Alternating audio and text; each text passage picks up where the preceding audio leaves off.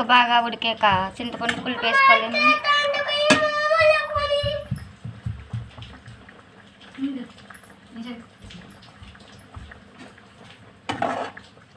ఒకసారి గట్టితో తిప్పుకోవాలండి.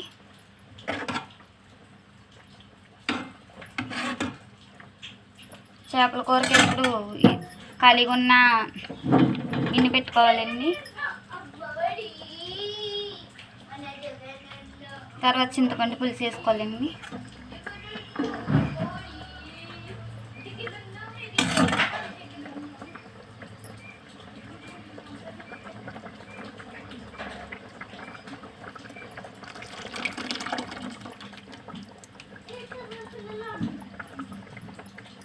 చింతపండు పులుపు వేసుకోవాలండి.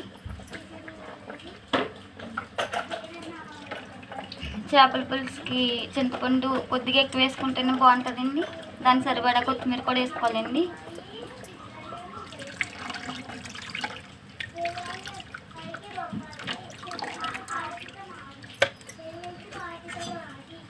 చింతపండు పులుసు వేసాక ఒకసారి ఇలా తిప్పుకొని ముక్కలు ఎడకుండా జాయిగా తిప్పుకోవాలండి.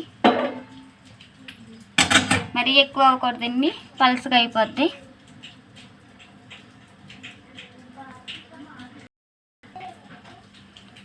ఉప్పు చూసుకుని వేసుకోవాలండి. ఉప్పు సరిపోలేదు నేను వేస్తున్నాను. మీరు చూసుకుని మీ టేస్ట్కి తగ్గట్టు వేసుకోండి. నేను కొంచెం ఉప్పు ఎక్కువ తింటానండి. ఇప్పుడు నేను మూత పెట్టేసుకుంటున్నాను. ఇది ఒక 2 పొంగులు వచ్చాక సిమ్లో పెట్టుకుని ఉడికించుతానండి. సిమ్లో పెట్టి బాగా ఉడుకుతుంది. ముక్కకి పులుపు పడుతుందండి. తర్వాత దింపుతున్నామనక 5 నిమిషాల ముందు